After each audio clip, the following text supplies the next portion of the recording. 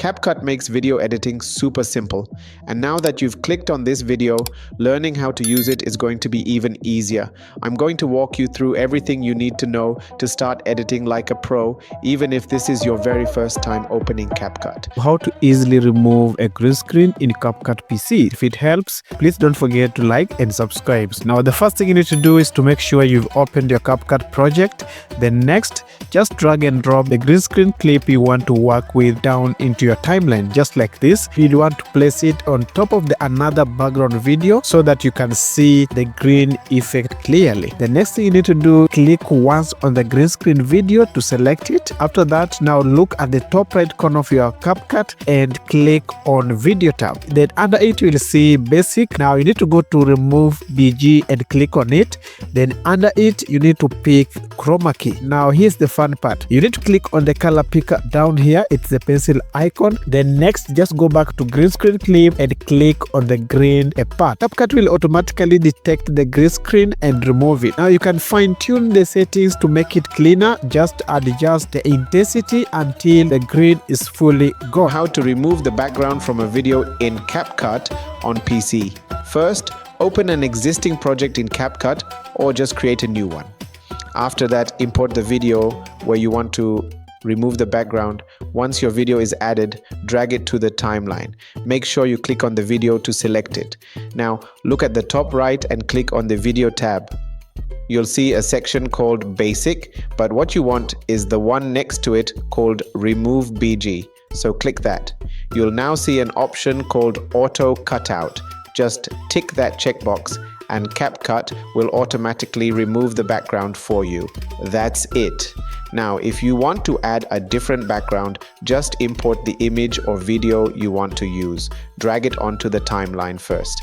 Then drag your background removed video and place it above the new background, like an overlay. When you press play, you'll see your video with a brand new background. I know how annoying it can be using CapCut and not being able to access the Pro tools, but guess what? I've got something exciting for you today. In this video, I'll show you how to use all those fancy Pro features completely for free. No shady sites, no sketchy apps, and definitely no cracked stuff.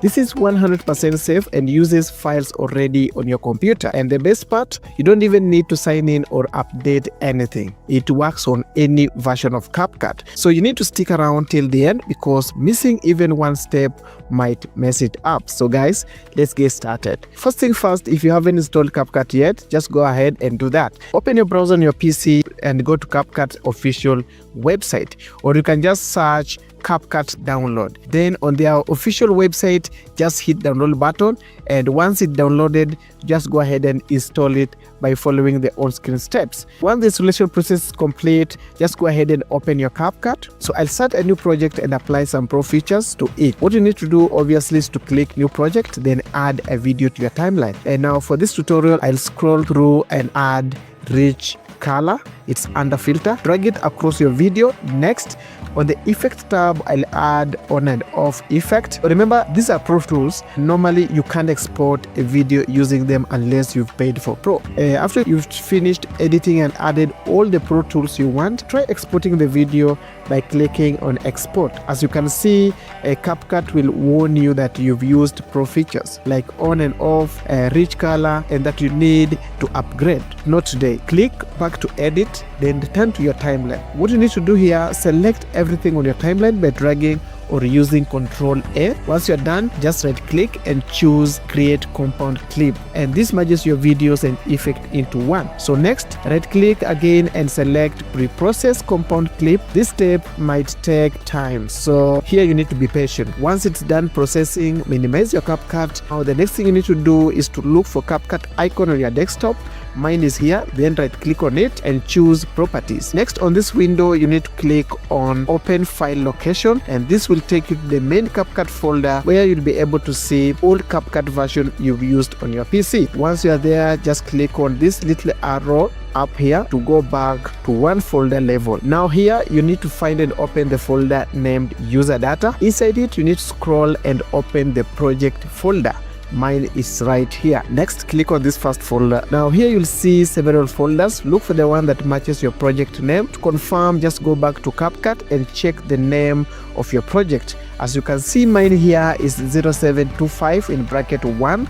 Now that you know the project name, just go back to the folder and open the one that labeled for me is 0725 in bracket 1. Inside it, find and open resources folder, then go into the combination folder, again open it. Then inside here you will see 2 video files. One of them is your finished video with all the pro features baked in. Now open it and confirm. As you can see, it's the same video you edited, but now it's ready to use without any pro restriction. And that's it, guys. You just use CapCut Pro Tools without paying or installing anything dangerous on your PC. No cracks, no viruses, just smart editing using files already on your system. So let's jump straight in. The first thing we're going to do is create a brand new project. On the CapCut homepage, you'll see this big blue Create Project button at the top. Just click that and boom, we're inside the editor.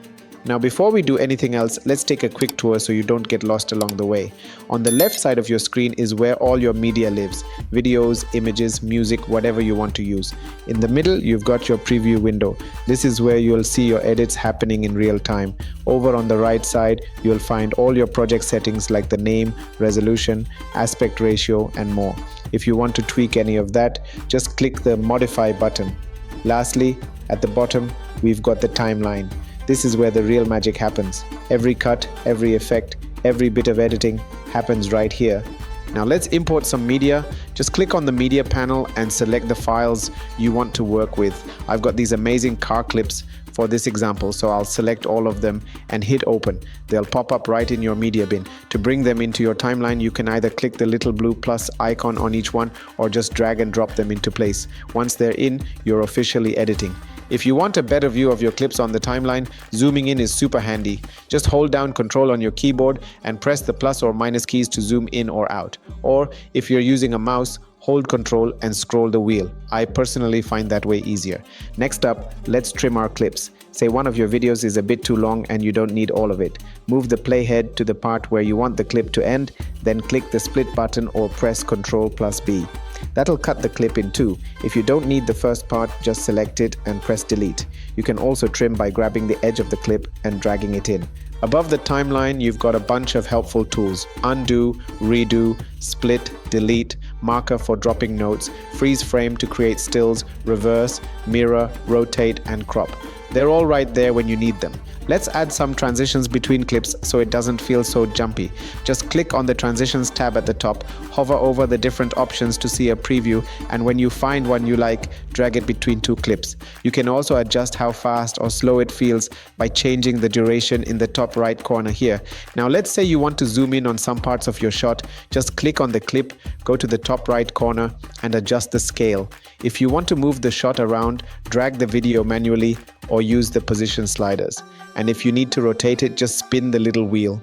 Everything is super responsive and easy to tweak. If you want to make things move, like a smooth zoom or pan, you can use keyframes.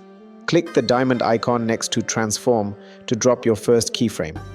Then move the playhead forward, change the scale or position, and CapCut will automatically animate it for you. You can do this with anything that has a diamond icon next to it. Let's adjust the speed of your clips too.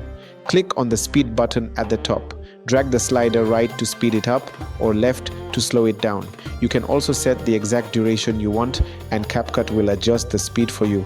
Want to add some animation to your video? Click on the Animation tab. You've got in, out, and combo options. These work kind of like transitions, but for individual clips. Choose the one you like. And you can also set the duration at the bottom to control how fast or slow the animation is. Let's now touch up the color. Click the Adjust button at the top and scroll down to play with things like brightness, saturation, and temperature. Basic color correction stuff. If you want to quickly change the mood, go to Filters and just drag one onto your video. You can drop it right onto the clip or place it on a new layer above it. You can also apply it to your entire clips by dragging it to the end like this. Now let's add some music to your project. Go up to Audio, and CapCut will show you a bunch of free tracks. Click the little album icon to preview a song. If you like it, drag it into the timeline right below your video clips. Easy. With your music selected, you'll see some volume controls on the right. You can fade it in, fade it out, normalize the sound, or remove background noise, which is especially helpful if you're using voiceovers. If your audio levels are too high and you see red or orange peaks in the waveform, just lower the volume a bit and you're good. Speaking of voiceovers, if you have one and want to add captions, here's how. First, import your voice file and drag it into the timeline. Move the playhead to the start of the audio, then go to the Captions tab at the top. Choose your language, decide if you want it to highlight keywords or add emojis, then click Generate. CapCut will do the rest. Once captions are added, you can style them however you want. Change fonts, size, color, or even use preset styles and animated templates. If you'd rather add your own text instead of captions, just click on the Text tab, drag the default text into your timeline, and type what you want. The same customization options apply: font, color, size, and all that. Of course, you can animate your text too. Just click on animation and pick how you want it to appear or disappear. Once your edit looks good and sounds even better, it's time to export. Click the export button at the top right. Here, you can name your file, pick where you want it saved, choose resolution, frame rate, or even audio settings if you need them. When you're happy with all that, click the big blue export button and CapCut will do the rest. And just like that, you've officially edited your first video in CapCut. I hope this was helpful. If it was, don't forget to like, subscribe, and I'll see you in the next video.